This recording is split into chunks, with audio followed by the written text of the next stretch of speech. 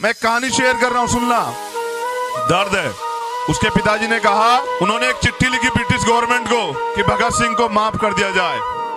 वो नौजवान है, उससे गलती होगी, उसे माफ कर दिया जाए।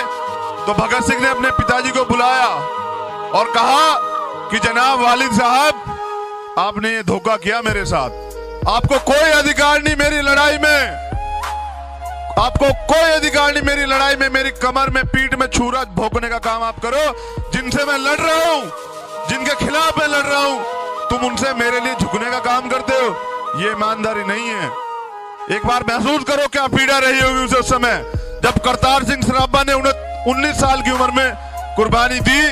लोग हमें कहते हैं कि नौजवान नौसिखी हैं, तो याद करो कि जब वो 19 साल और 23 साल के नौजवान नौसिखी नहीं, तो ये 32-33 साल के नौजवान, ये 40 साल के नौजवान, ये 25 साल के नौजवान के मैं MP MLA बनूं, मैं मुख्यमंत्री प्रधानमंत्री बनूं, इससे साहब का सपना पूरा नहीं होता। जब तक बहुजन समाज का एक एक घर में गाड़ी ना हो, नौकरी ना हो, उनके घर की जगह बंगले ना हो, तब तक ये मिशन पूरा नहीं होगा। याद रखना इस बात को कि अगर अपने लोगों के सम्मान के लिए कुर्बानी देनी पड़ी, तो ऐसे नौजवान तैयार करूंगा, ऐसे नौजवान तैयार करूंगा कि वो किसी भी सूरत में सम्मान से समझौता नहीं करेंगे। तुम तैयार करो, तुम लाओ EM, तुम करे घोटाले, तुम करो गुमराह, करो झूठे वादे, हम कब सच्चे लोग तैयार करेंगे। मैं तो तैयार कर रहा हूं उन युवाओं को जो नेतृत्व करेंगे आगे आने वाले समाज का, और वो नेतृत्व करेंगे, ईमानदारी से लड़ेंगे। उनको कोई गुमराह नहीं कर सकता। क्या युवाओं को तुम्हें कोई गुमराह कर सकता है? क्या बाबा साहब के अलावा कोई रास्ता है?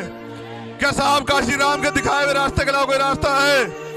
तो जब रास्ता कोई नहीं तो मंजिल एक है कि बहुजनों ने भी अंगड़ाई ली है, जिसका प्रमाण था 2 अप्रैल। बहुजनों ने भी अंगड़ाई ली है, जिसका परिणाम था 2 अप्रैल। अगर बहुजन जाग गया तो समझो कि ये 15% यहां से भाग गया। गुमराह नहीं होना, अखबार की बातों में भी नहीं आना, वो हमें तोड़ने के लिए रोज झूठी खबर छापेंगे। गुमराह नहीं होना, उनकी बातों में नहीं आना। हम संविधान को मानते हैं, संविधान का पालन करते हैं, संविधान की सुरक्षा के लिए गर्दन काट भी सकते हैं और कटवा भी सकते हैं। ये याद रहे लोगों को।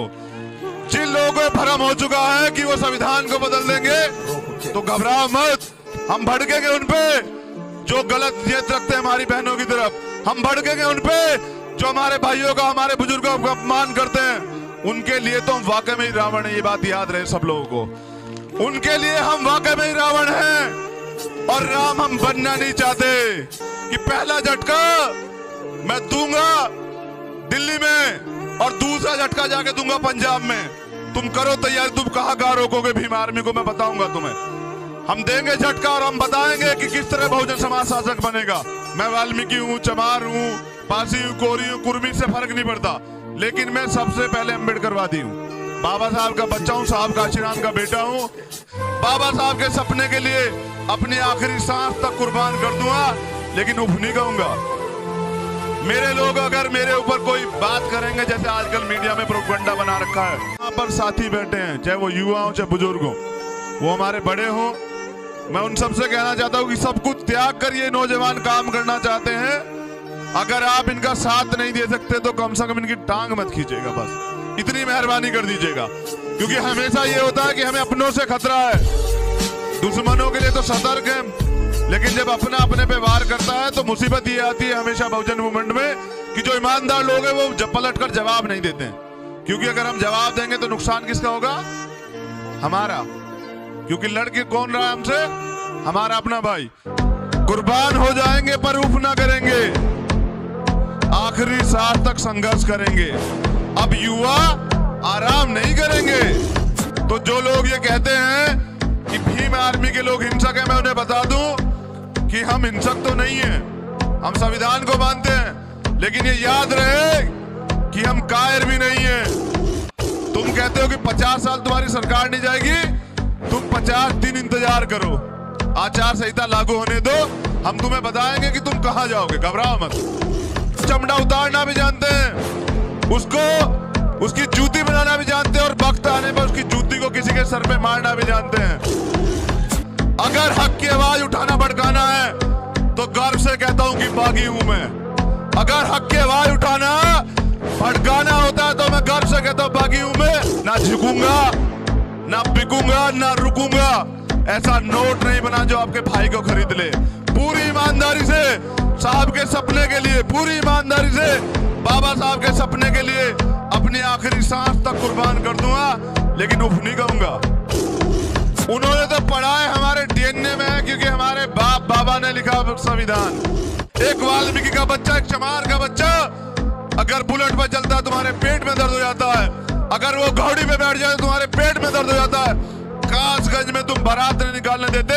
हम सिर्फ समानता चाहते हैं, सम्मान चाहते हैं, अधिकार चाहते हैं, ये हक की बात करना चाहते हैं। ये भी अलग है क्या? ये भी गलत है क्या? तुम्हें तकलीफ इस बात से है कि जिन लोगों ने तुम्हारी गुलामी की आज वो तुम्हारे आगे सर उठा रहे हैं। तुम देखो किस तरह से तुम्हारे बच्चों को घर से निकाल निकाल के ये सरकारें इनकाउंटर कराती हैं। तुम अगर एक बात कहो कराती हैं और देश को लूट के ले जाते हैं कुछ लोग, उनके लिए हवाई यात्रा के टिकट बुक करवाती है सरकारें। देखो कैसी सरकारें हैं। आपको दुश्मन और दोस्त को भी पहचानना होगा कि इस देश में मुसलमान तुम्हारा दुश्मन नहीं है, इस देश में ओबीसी वर्ग तुम्हारा दुश्मन नहीं है, इस देश का बुद्धिस्ट, इस देश का ईसाई, इस देश का और कोई भी अल्पसंख्यक तुम्हारा दुश्मन नहीं है। अगर दुश्मन है तो सिर्फ एक, वो है ब्राह्मणवाद। वो ब्राह्मणवाद जो आदमी के ऊपर आदमी को शोषण करने का हक देता है, जो इंसान को अछूत और जानवर को प्रेम बताता है, प्रेम करने की आवाजादी देता है, जिसके लिए वो कहता है कि जानवर इस देश में सर्वोपरि है और इंसानों में वो आपसी मतभेद करता है, उनके हाथ का पानी नहीं पीना चाहता।